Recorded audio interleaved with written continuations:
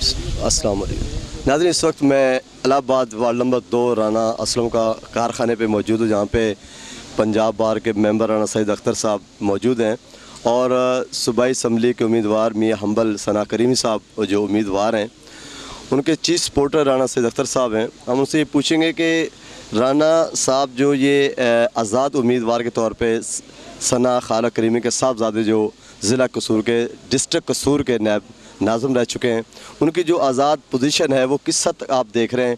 लोगों का हजूम आपके सामने है, लोगों की जो काविशें आपके सामने हैं, तो ये पाकिस्तान तहरीक इंसाफ के कैंडिडेट के मद्दे मुकाबले और पाकिस्तान मुस्लिम लीग नून के जो कैंडिडेट है शेख अलाउद्दीन के मुकाबले में यंग लड़का जो सामने आया, आप किस नज़र से देख रहे हैं इस कारकर्दगी? बिस्मिल्लाहिर्रहमानिर्रहीम।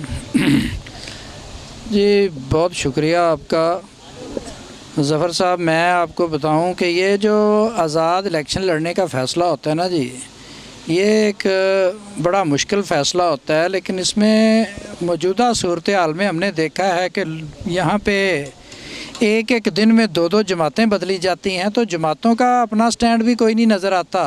तो उम्मीदवारों का वहाँ पे जाके इकट्ठे हो जाना और उसके बाद टिकट के लिए वहाँ पे जो कंटेस्ट होता है उसमें किसी ने एक ने कामयाब होना होता है। तो हमने ये फ़ैसला किया था कि ये फ़ैसला हम बाद में कर लेंगे, पहले हम अपने इलाके का जो मैंडेट है उसको ज़रूरी समझते हुए हमने सोचा कि हम मियाँ हम्बल को वालेकुम अस्सलाम क्या हाल है, मियाँ हम्बल को हमने आज़ाद हैसियत में पुट किया है।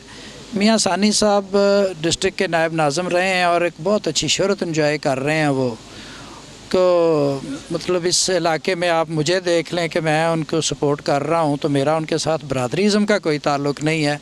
तो उनकी नेक नामी, उनकी शोहरत और उनके जो अच्छे काम हैं उनको अप्रिशिएट करते हुए उनके बेटे को सपोर्ट कर रहे हैं। नाज़रीन ये बताइएगा कि सदा शोएब मरहूम जो एक लीडरशिप थी इलाके की और उनके जो साहबजादे हैं उज़ैर, वो डिस्ट्रिक्ट कसूर के वाइस चेयरमैन हैं, तो पहले जो पाकिस्तान मुस्लिम नून के जो उम्मीदवार हैं शेख अलाउद्दीन, उनके साथ इल्हाक था, 2 मरतबा उनको एमपीशिप करवाई। अब ये जो अलहदा जो इलेक्शन लड़ने का जो आपने इंतखाब किया है, इसकी क्या ज़रूरत पेश आई? देखें जी, सरदार शोएब को अल्लाह मग़फ़िरत करे, वो इस तहसील का एक बहुत बड़ा लीडर था, साबिक़ तहसील नाज़िम रहा है चूनिया का। उसके बेटे को अल्लाह ताला ने मज़ीद इज़्ज़त से नवाजा, वो इस वक्त वाइस चेयरमैन है डिस्ट्रिक्ट का। तो उसमें उस पर किसी ने एहसान नहीं किया था, उनके साथ उनके दोस्त इतनी तादाद में थे कि वो किसी भी तरफ अपना फ़ैसला करते तो ये जो सीट है वो उनको ही मिलनी थी। अब बिलाशुबा के जो पिछले सिटिंग एमपीए थे उनके साथ हम रहे हैं, लेकिन हमने देखा है कि वो आवाम को कुछ डिलीवर करने में नाकाम रहे हैं। तो सिर्फ साथ देने के लिए तो साथ देना नहीं होता, बेसिकली साथ देना होता है उनको एक अच्छा आदमी समझ के हम उनका साथ रहे हैं। तो चूँकि इलाके को डिलीवर कुछ नहीं कर सके, इसलिए हमने ये फ़ैसला किया है कि अगर हमने उनका इलेक्शन लड़ना है तो उनकी जगह पे हम किसी ऐसे शख्स का इलेक्शन क्यों ना लड़ लें जो आवाम को डिलीवर करने की पोजीशन में हो। वो कारोबारी आदमी है, वो सियासत को कारोबार की नज़र से देखते हैं। नाज़रीन को ये बताइएगा कि मेरी मुलाकात अच्छा शरा मिसी हॉस्पिटल में शेख अलाउद्दीन को मैंने इंटरव्यू किया था, उस वक्त उन्होंने कहा था कि जो मुझसे जो उन्होंने कमाई की है, आज भी उनके जो नोट है वो मेरे इस्तेमाल कर रहे हैं। ये जो एलिगेशन उन्होंने लगाया था जी, उन्होंने कहा था कि जो मेरे पैसों से वो इलेक्शन लड़ रहे हैं, इसमें किस हद तक आप कह सकते हैं? कौन जी? शेख अलाउद्दीन ने ये कहा था वहाँ पे मीडिया से, हमारे लाइव इंटरव्यू में, लाइव न्यूज़ से, कि उन्होंने कहा था कि जो मेरी जो पॉकेट मनी से इन्होंने जो कमाई की है, ठेके लिए हैं, इन्होंने जो डेवलपमेंट कामों में कमीशन लिया है, उससे ये इलेक्शन लड़ा जा रहा है। देखिए, ये ऐसा कमेंट है कि जो कोई आदमी ना अपने सतह से गिर के कर सकता है, मैं इस पर कमेंट नहीं करना चाहता। शेख साहब ने अगर ये बात की है जो आप कह रहे हैं, तो ये उनके ज़हन की अक्कासी करती है कि वो किस लेवल के ज़हन रखते हैं, किस तरह सोचते हैं। कोई आदमी किसी को रिज़्क नहीं देता, कोई आदमी किसी को इतने पैसे नहीं देता। वो तो गाड़ी का ऑन नहीं छोड़ते, किसी को पैसे क्या देंगे किसी को इलेक्शन लड़ने के लिए। हाँ साहब, एक लास्ट मैं पूछूँगा आपसे कि शेख अलाउद्दीन पाकिस्तान मुस्लिम लीग नून के उम्मीदवार हैं, उनके मद्दे मुकाबला सना करीमी के बेटे हैं हम्बल सना करीमी, तो जो ये कंपटीशन है आपको किस हद तक नज़र आ रहा है और ये कितना अहम होगा ये इलेक्शन इलाके के लिए, इलाके के डेवलपमेंट के लिए? मैं समझता हूँ जी कि डेवलपमेंट के लिए अगर आप दोबारा मैं अर्ज़ करूँगा कि मियाँ सानी साहब का जो बतौर नायब नाज़िम ज़िले का टेन्योर है उसको देख लें तो जितना काम उस टेन्योर में हुआ है, उसके बाद ये इन्होंने चूनिया में पिछले इनका जो बजट था वो 1.5 अरब रुपए का था, कहीं पे लगा हुआ नज़र आता है। आप ये कार्डिक सेंटर को देखें, कार्डिक सेंटर में जब ये फंक्शनल हुआ तो उस साल का इसका बजट था 2 करोड़ 20 लाख रुपए। तो पहले साल में जो बजट था वो 2 करोड़ 20 था, उसके बाद उसका इजाफा होना चाहिए था। अगले साल ये बजट आ गया 1 करोड़ 20 लाख पे, और इस साल में उनको 1 करोड़ 20 लाख में से 75 लाख मिले हैं। दवाइयाँ कोई नहीं आई वहाँ पे, चंद एक दवाइयाँ आई हैं, जो दवाइयाँ बेसिक नीड है इलाके की वो नहीं आई। तो इमारत बना देने से कुछ नहीं हो जाता। नाज़रीन को ये भी बताइएगा कि इस हलके में कुछ देखा जा रहा है, सुना जा रहा है कि राना सईद अख्तर साहब हमारे मौजूद हैं। ये मैं पूछना ज़रूरी समझूंगा कि जो हम्बल सना करीमी हैं उनका ये कहा जा रहा है कि आराइज़म पे जो है ना वो इलेक्शन लड़ा जा रहा है, इसमें कहाँ तक हकीकत है?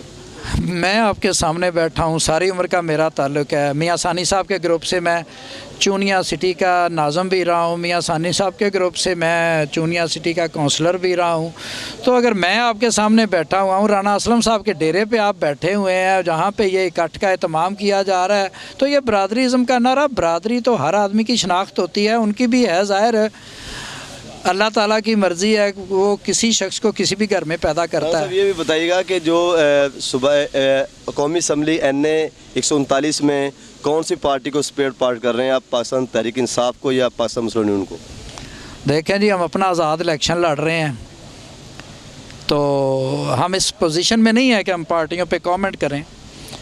तो हमारा तो ये है कि जब हम जीतेंगे फिर अवाम की राय से फ़ैसला करेंगे कि इंशाअल्लाह अल अज़ीज़ जहाँ से हम लोगों को डिलीवर कर सकें। जो मैंने अभी निशानदेही की है कि हॉस्पिटल बनाया है तो उसके लिए दवाई और अमला भी होना चाहिए। वहाँ पे अमला नहीं है, सिर्फ डॉक्टर नहीं, जो टेक्नीशियंस होते हैं वहाँ पे ECG करने के लिए 2 टेक्नीशियन हैं।